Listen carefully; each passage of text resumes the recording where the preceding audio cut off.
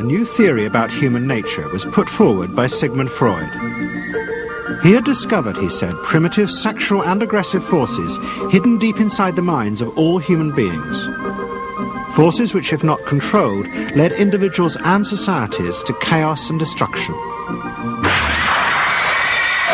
This series is about how those in power have used Freud's theories to try and control the dangerous crowd in an age of mass democracy. At the heart of the story is not just Sigmund Freud, but other members of the Freud family.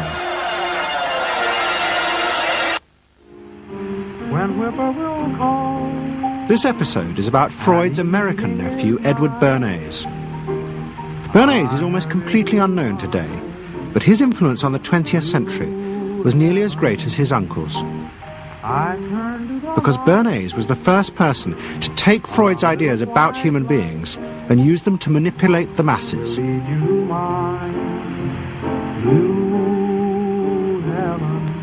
He showed American corporations for the first time how they could make people want things they didn't need by linking mass-produced goods to their unconscious desires.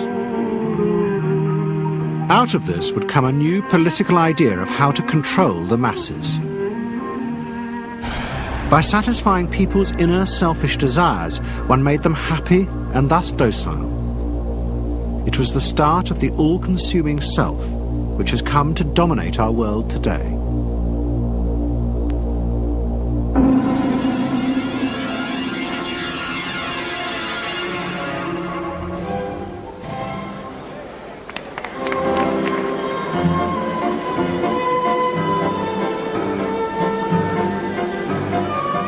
Freud's ideas about how the human mind works have now become an accepted part of society, as have psychoanalysts. Every year, the psychotherapist's ball is held in a grand palace in Vienna. This is the psychotherapy ball. Psychotherapists come, some advanced patients come, or former patients come, and many other people, friends, but also people from the Viennese society who like to go to a nice, elegant, comfortable ball. But it was not always so. 100 years ago, Freud's ideas were hated by Viennese society. At that time, Vienna was the centre of a vast empire ruling Central Europe. And to the powerful nobility of the Habsburg court, Freud's ideas were not only embarrassing, but the very idea of examining and analysing one's inner feelings was a threat to their absolute control. You see, at that time, these people had the power. And of course, you just were not allowed to show your bloody feelings. I mean, you just couldn't. You know, I mean, you couldn't, if you were unhappy. Can you imagine, for instance, you sit somewhere in the country in a castle, you are deeply unhappy, you are a woman.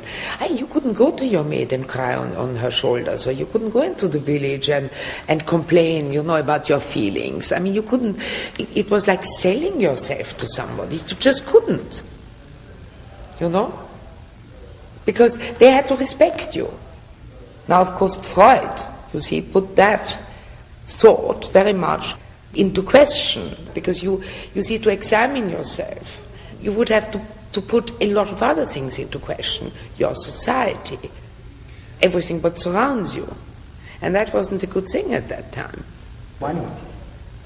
Because your self-created empire, to a certain extent, would have fallen into bits much earlier already. But what frightened the rulers of the empire even more was Freud's idea that hidden inside all human beings were dangerous instinctual drives. Freud had devised a method he called psychoanalysis. By analysing dreams and free association, he had unearthed, he said, powerful sexual and aggressive forces which were the remnants of our animal past. Feelings we repressed because they were too dangerous. Freud devised a method for exploring a hidden part of the mind, which we nowadays call the unconscious, which is a part that is totally unknown to our consciousness, that there exists a barrier in all our minds which prevents these hidden and unwelcome impulses of the unconscious from emerging. Good night.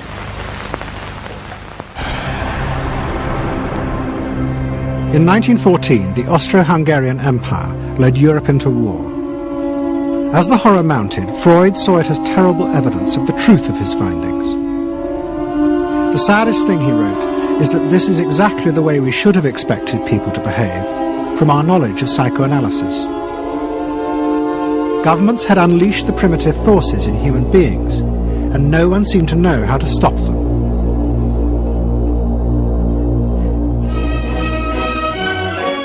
At that time, Freud's young nephew, Edward Bernays, was working as a press agent in America. His main client was the world-famous opera singer Caruso, who was touring the United States.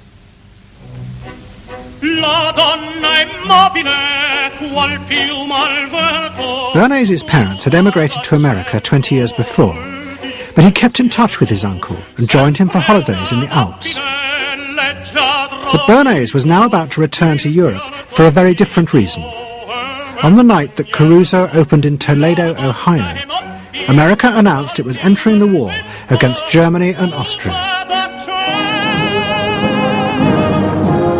As a part of the war effort, the US government set up a Committee on Public Information, and Bernays was employed to promote America's war aims in the press. The President, Woodrow Wilson, had announced that the United States would fight not to restore the old empires, but to bring democracy to all of Europe. Bernays proved extremely skillful in promoting this idea, both at home and abroad. And at the end of the war, he was asked to accompany the President to the Paris Peace Conference.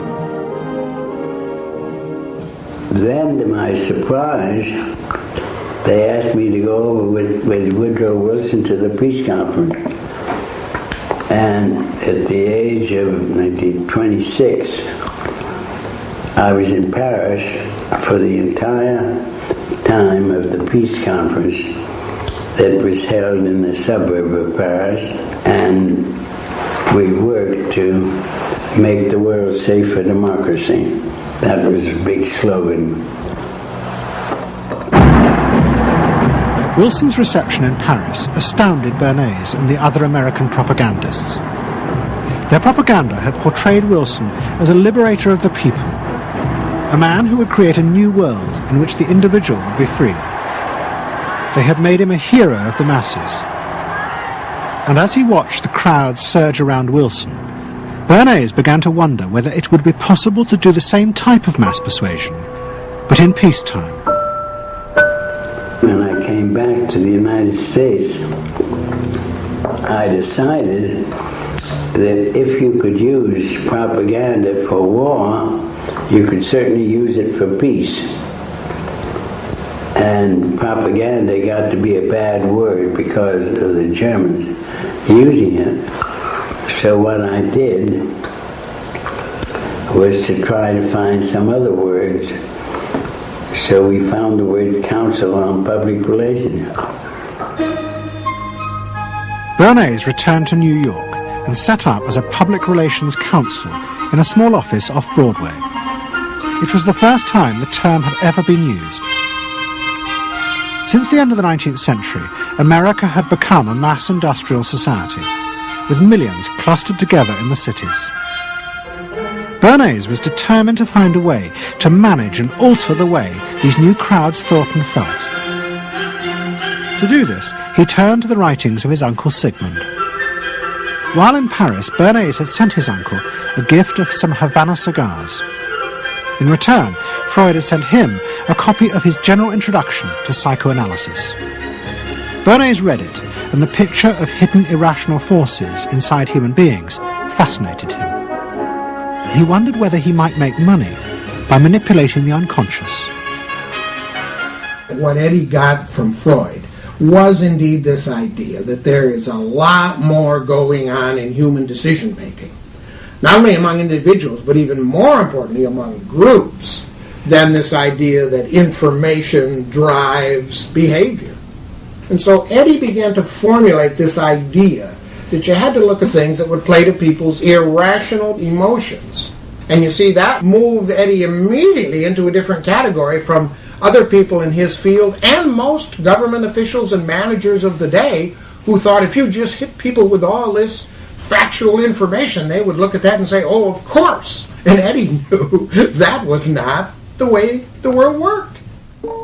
Bernays set out to experiment with the minds of the popular classes. His most dramatic experiment was to persuade women to smoke. At that time, there was a taboo against women smoking, and one of his early clients, George Hill, the president of the American Tobacco Corporation, asked Bernays to find a way of breaking it. He said, we're losing half of our market because men have invoked a taboo against women smoking in public. Can you do anything about that? I said, let me think about it. And then I said, have I your permission to see a psychoanalyst to find out what cigarettes mean to women? He said, what'll it cost? So I called up Dr. Brill, A.A. Brill, who was a leading psychoanalyst in New York at that time. How come you didn't call your uncle? Why didn't you call your uncle? Because he was in Vienna. A.A. Brill was one of the first psychoanalysts in America. And for a large fee, he told Bernays that cigarettes were a symbol of the penis and of male sexual power. He told Bernays that if he could find a way to connect cigarettes with the idea of challenging male power, then women would smoke, because then they would have their own penises. Every year, New York held an Easter Day parade to which thousands came, and Bernays decided to stage an event there. He persuaded a group of rich debutantes to hide cigarettes under their clothes. Then they should join the parade, and at a given signal from him, they were to light up the cigarettes dramatically. Bernays then informed the press that he had heard that a group of suffragettes were preparing to protest by lighting up what they called torches of freedom. He knew this would be an outcry, and he knew that all of the photographers would be there to capture this moment, and so he was ready with a phrase which was torches of freedom. And so here you have a symbol, women, young women, debutantes, smoking a cigarette in public with a phrase that means anybody who believes in this kind of equality pretty much has to support them in the ensuing debate about this, because torches of freedom. I mean, what's on all American coins? It's liberty. She's holding up the torch, you see? And so all of this is there together. There's emotion, there's memory, there's a rational phrase, even though it's using a lot of emotional elements. It's a phrase that works in a rational sense. All of this is together.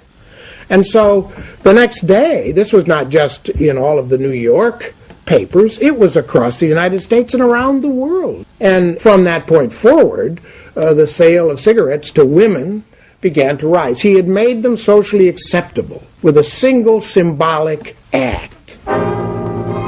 What Bernays had created was the idea that if a woman smoked, it made her more powerful and independent, an idea that still persists today. Embrace me, my sweet embrace. It made him realize that it was possible to persuade people to behave irrationally if you link products to their emotional desires and feelings.